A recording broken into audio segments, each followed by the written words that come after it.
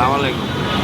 আমরা চাই আগে আমরা ভালো কাজের আমাদের সারা ঢাকা সিটিতে যারা গরিব আছে, অসহায় আছে, রিক্সাওয়ালা আছে, আমরা সবাইকে খাওয়াই।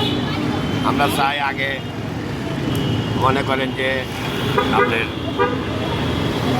হ্যাঁ আপনি যদি আমাদের নতুন প্রজন্মতে নতুন আসতে পারে তারেক জিয়া সাহেব, তাহলে শেষে আমরা সবাই সামনে করি আল্লাহ তারে যে আনুক সুখ শান্তিতে আনার পরে যে নতুন সে জীবনযাপন করুক।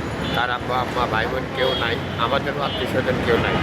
তাই আমাদের জন্য এই খাওয়ার জন্য সে যে আমাদেরকে দেখে হেল্প করে যে আমরা আর একটু উন্নত খাইতে পারি, সবাই তরফ থেকে যে আমাদেরকে এই ভালো কাজের হোটেল থেকে যে সবাই গিফট করে তারা এদেরকে সাহায্য করে, তাহলে করলে আমরা একটু ভালো মতো খাইতে পারবো। এটা আমাদেরকে সবার কাছে আজ আমরা আবেদন করলাম।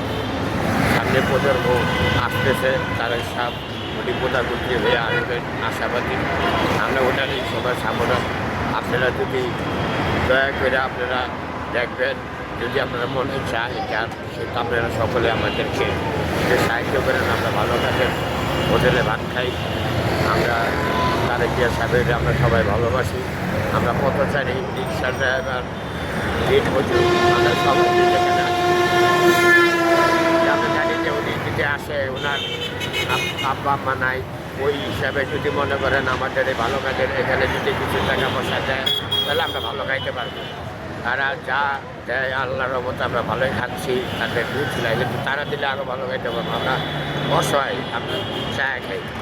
কারণ এই কাজের জন্য আপনাদের কাছে আমাদের আবেদন, আপনারা যে যেখানে থাকেন আমাদের এইটা একটু দেখেন। আসসালামু আলাইকুম।